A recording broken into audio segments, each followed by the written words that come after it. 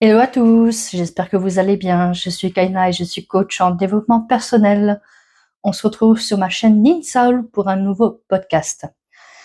Donc ici, on parle de spiritualité et de développement personnel, le tout sans bullshit. Et pour aujourd'hui, on va parler finalement de quelque chose dont on entend souvent parler, à savoir l'âme. Alors, je te rassure tout de suite, non, on va pas partir dans un délire mystique complètement incompréhensible, mais on va faire simple. Déjà, on va prendre une petite base. Le mot âme, il vient donc du mot latin anima, qui veut dire énergie de vie. Concrètement, sans elle, on serait juste un corps sans vie. C'est finalement le souffle de vie, c'est quelque chose qu'on peut entendre dans certaines religions également. Donc non, ce n'est pas un truc perché, c'est finalement ce qui t'anime. Alors ton âme, c'est quoi alors? J'ai envie de dire que c'est la partie de toi qui sait, c'est celle qui ressent, qui capte les choses, qui te guide. Tu sais, ce petit truc en toi finalement qui te dit là, ça ne me correspond pas. Là, ça, j'en ai pas vraiment envie. Eh bien ça, ce n'est pas ton mental. C'est beaucoup plus profond. Et c'est également elle qui te fait parvenir des intuitions. Donc, comme dit, une intuition, c'est quelque chose qu'on sait d'avance sans même avoir finalement de preuves logiques. Ok? Et le problème, c'est que très souvent, on ne l'écoute pas. Parce qu'à la place, on fait quoi? On réfléchit, on analyse, on s'adapte. Et finalement, on s'adapte à ce qu'on attend de nous. Et ton âme, elle est là. Excuse-moi, je suis toujours là. Hein. Et finalement, pourquoi tu t'en éloignes? À cause de tes blessures, celles que tu as construites avec le temps, que tu as pu avoir dans ton enfance.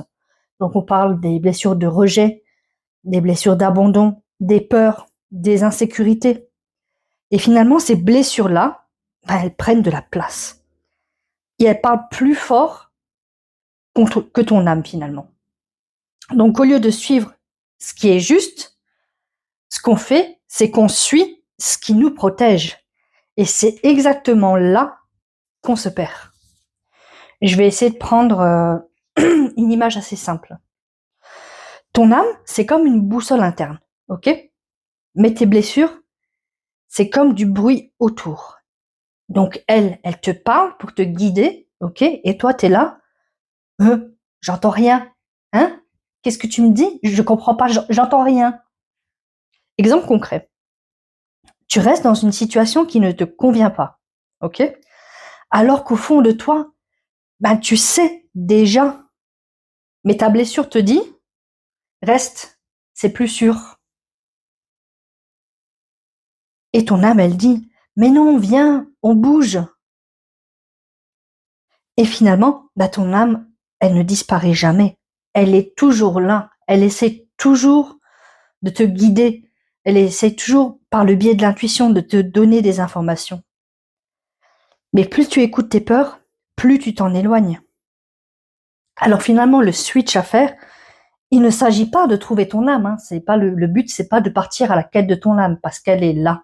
Et elle est toujours là. Même si elle a des couches de blessures, de peur, d'insécurité, elle est toujours là. Le travail, finalement, ça va consister à retirer tout ce qui t'en éloigne. Donc, comme on a dit avant, les blessures du passé, donc rejet, abandon, trahison, les peurs, les insécurités. Et souvent, quand tu enlèves justement toutes ces peurs, tes blessures, ce qu'on peut aussi appeler tes anciens schémas, eh bien là, tu reviens finalement à ton essence initiale. Donc, ce qu'on pourrait dire, c'est que ton âme est simple. Ce sont finalement toutes les protections qu'on a pu mettre qui compliquent tout. Donc, cette semaine, je t'invite à tout simplement ralentir, écoute et demande-toi, est-ce que ça, c'est moi ou est-ce que c'est ma peur qui est là? Et là, finalement, en observant ça, sans poser de jugement, dans la bienveillance, tu vas commencer à faire finalement la différence. Et si tu veux qu'on travaille ensemble pour finalement te reconnecter à toi, comprendre tes blessures et faire des choix plus alignés, prends rendez-vous avec moi. Le lien est directement dans ma bio. Si tu as aimé ce podcast, n'hésite pas à mettre un j'aime, à le partager, à commenter ou à suivre ma chaîne. Et en attendant, je te souhaite une très belle journée.